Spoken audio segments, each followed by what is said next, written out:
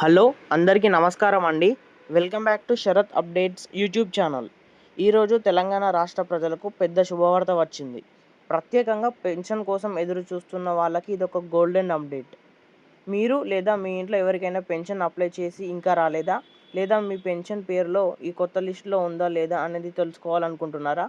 అయితే వీడియోని పూర్తి వరకు తప్పకుండా చూడండి. పూర్తిగా చూస్తేనే వీడియోలో ఉన్న సమాచారం అర్థమవుతుంది. అలాగే వీడియోని లైక్ చేయండి. ఇలాంటి సమాచారం అందించడానికి నాకు మోటివేట్గా ఉంటుంది. దాంతోపాటు ఛానల్ని సబ్స్క్రైబ్ చేయండి. తెలంగాణ ప్రభుత్వం 2026-27 ఆర్థిక సంవత్సరానికి భారీ నిర్ణయం తీసుకుంది. కొత్తగా 2 లక్షల మందికి చేయూత పథకం కింద పెన్షన్లు ఇవ్వనుంది. ఇది కేవలం మాట కాదు, బడ్జెట్లో ప్రత్యేకంగా నిధులు కేటాయించారు.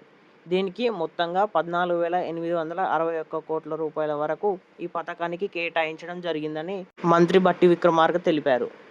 డిప్యూటీ సీఎం ఆర్థిక మంత్రి అసెంబ్లీలో స్పష్టంగా ప్రకటించారు. మేము ఇప్పటికే 1,00,000 మందికి కొత్త పెన్షన్లు ఇచ్చాం, మరో 2 లక్షల మందికి ఇవ్వబోతున్నామని. ఎప్పటి నుండి వస్తాయి ఈ పెన్షన్ డబ్బులంటే ఇక్కడ చాలామంది ఎదురు చూస్తున్న ముఖ్యమైన విషయం ఇది. జూన్ 2వ తేదీ నుండి తెలంగాణ ఆవిర్భావ దినోత్సవం రోజు నుండి కొత్త పెన్షన్లు ప్రారంభం అయ్యే అవకాశం ఉన్నట్టు తెలుస్తుంది. అంటే ఇంక కొన్ని రోజుల్లోనే మీ ఖాతాలో డబ్బులు పడే ఛాన్స్ ఉంది. ఇప్పటి వరకు ఇంతమంది పెన్షన్లు పొందుతున్నారు. ప్రస్తుతం తెలంగాణ రాష్ట్రంలో సుమారు 42,23,000 మందికి పెన్షన్లు ఇస్తున్నారు. ఇప్పుడు కొత్తగా 2 లక్షలు జోడిస్తే మొత్తం లబ్ధిదారుల సంఖ్య ఇంకా 2 లక్షల వరకు పెరగనుంది. అంటే 44,23,000 మందికి పెన్షన్లు లబ్ధిదారులు పెరుగుతూ ఉంటారు. ఇది రాష్ట్రంలో సామాజిక భద్రత మరియు బలపరిచే నిర్ణయం అని చెప్పుకోవచ్చు. మరి ఎంత పెన్షన్ వస్తుందంటే ప్రభుత్వం ఇస్తున్న ఈ పెన్షన్ మొత్తాలని ఇలా ఉంది. వృద్ధులు, వితంతువులు, ఒంటరి మహిళలకు 2,016, అదే దివ్యాంగులకు 4,016.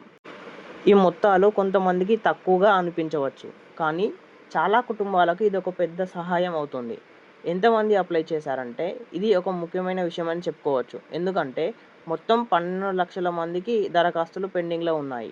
వాటిలో వృద్ధులకు 4 లక్షలు, వితంతువులు, ఒంటరి మహిళలు 3.5 లక్షలు, గీత చేనేత కార్మికులకు 3 లక్షలు, అలాగే దివ్యాంగులకు అయితే 72,000 మంది.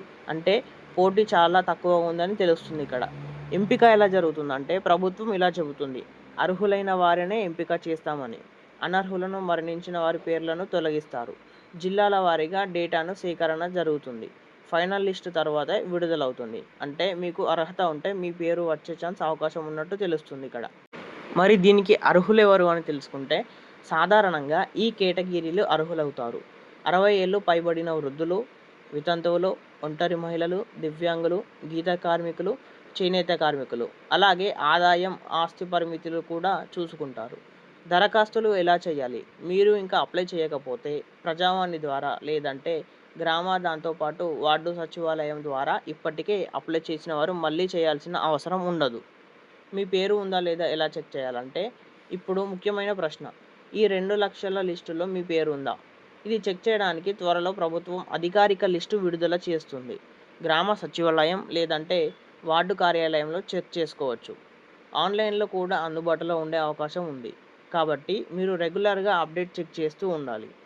ప్రజలకు ప్రయోజనం ఈ విధంగా ఉంటుంది. ఈ పథకం వల్ల పేద కుటుంబాలకు ఆర్థిక సహాయం, వృద్ధులకు భరోసా, దివ్యాంగులకు ఆదాయం, గ్రామాల బస్తీల్లో జీవన స్థాయి మెరుగుదల.